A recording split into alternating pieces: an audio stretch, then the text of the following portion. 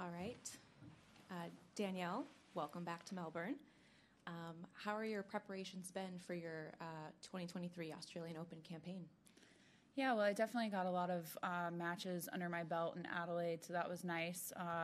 Last year I didn't get to play any of the warm-up tournaments and was disappointed about that, so it was really nice to be able to go back to Adelaide. I played there a couple years before and really enjoyed it, and had a great time. We started the cooking with Collins too, which was super fun.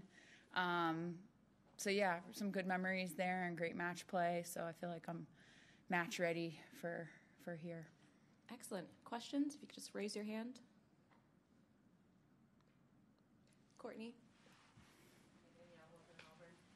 Just in terms of the preparation and the matches that you played in Adelaide, obviously a tough loss in the last one, but what did you feel like you were progressing with the most when you're through those matches, and where did you still feel you'll have need a few matches here to kind of sharpen up?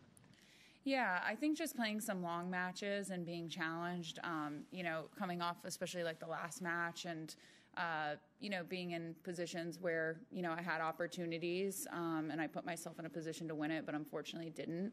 I think those challenges sometimes you learn from them and then you're able to kind of handle the situations better when you move forward to the next matches. So, I was kind of happy that I got some of that out of my system and had faced those challenges early on, especially too in the first match in the first tournament against Rybakina, playing against a big server and trying to break her serve as much as I could. Only got a few, but I think just playing against tough opponents and playing long matches and working on the stamina and just getting back into it after a good preseason and some time off. Yes. Hi, Daniel. David Law from the Tennis Podcast.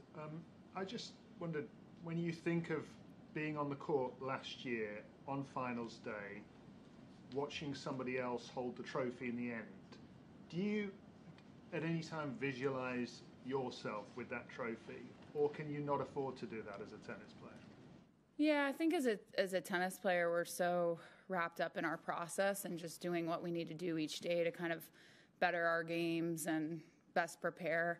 Honestly, I don't really think about it too often. I mean, it's just so far in the rear view mirror. It's almost a year ago. And obviously, wonderful memories playing here last year and really gave me a lot of confidence within my game, knowing that I can, beat top players and make it that far in a slam and handle pressure pretty well. But to be honest, it's just not something I think about much because, I'm not totally consumed with my tennis, and I have other things outside of the tennis going on in my life that are kind of keeping me entertained and looking forward to things. Yes, up front. Hello, Danielle, ClayTennis.com. Is there something such as a special pressure you're feeling now here as being the runner-up, defending the final, or is it just a normal Grand Slam feeling for you? Yeah, I had good success here last year, but, in my mind, I just want to come here and try to have another good tournament. I would be probably disappointed if I don't, but if I do, I'd be really pumped about it. I don't know if I'm really feeling like a lot of pressure. I've been really focused on just trying to do what I need to do each day to improve within my game and try to get me to a point where I can, get back to that level and try to make some deep runs. So, I'm kind of just wrapped up more in the process more than anything. Question here and here. Hi, Danielle. Just interested in what you said in the previous answer about having lots going on outside of tennis. Do you think that's important for a tennis player? Because Stefanos Tsitsipas was in here just before you saying he worries for some younger players that just seem to be obsessed with the sport and eat, sleep and breathe it.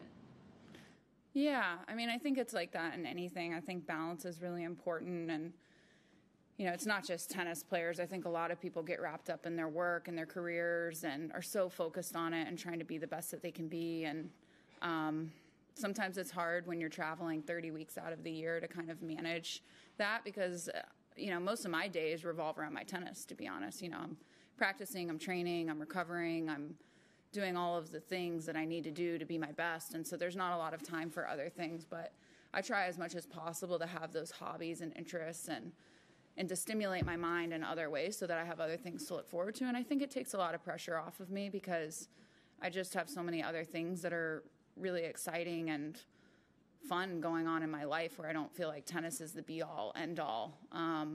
Obviously want to perform well. I obviously am doing everything that I can to put myself in the best situation to play great tennis. But I don't know. I think, too, as you get a little bit older, you feel maybe a better sense of perspective, too, and you look at things bigger picture and not so much just like right here, right now. Like I don't know. Yes. Matt Futterman from the New York Times. How closely do you study the draw and your section of the draw? And I'm also curious, how do you feel that the draw sort of perceives you at this point?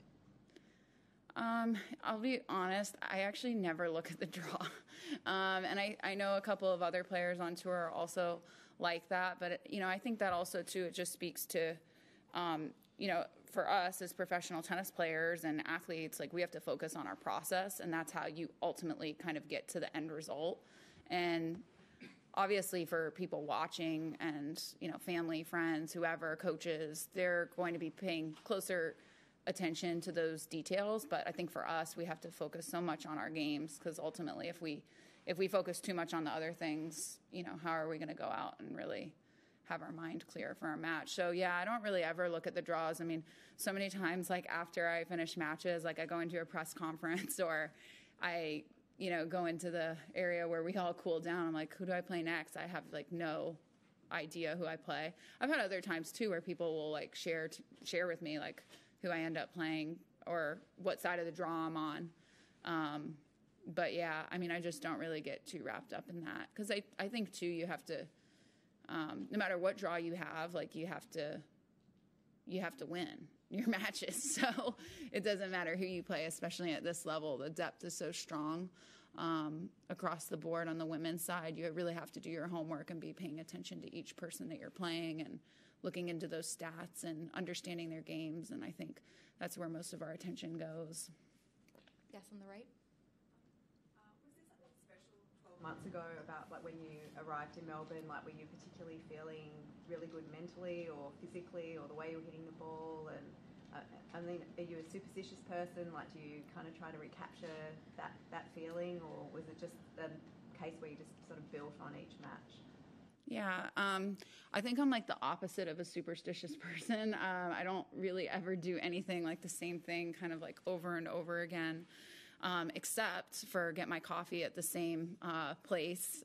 Every day I was going to the same coffee shop, 1,000 Blessings in Richmond. So, I mean, I don't know, that could maybe be like a superstition a little bit, but I don't know. Every year I come here, I'm always really comfortable. I love being in Melbourne. I love what the city has to offer. I feel like I have the most fun here out of all the slams. And I think the climate here is really similar to Florida where I grew up. And so I'm really used to kind of playing in the hot conditions and I like that. So I think there's a lot of similarities between here and where I grew up playing. And I'm just comfortable playing in this type of climate. So I think that kind of helps me, play my best tennis and feel like I'm hitting the ball well. And, yeah, I mean, I was coming off of recovering from COVID last year and almost wasn't able to get to be here. I remember I got drug tested before I came, and I still, was having some side effects after. And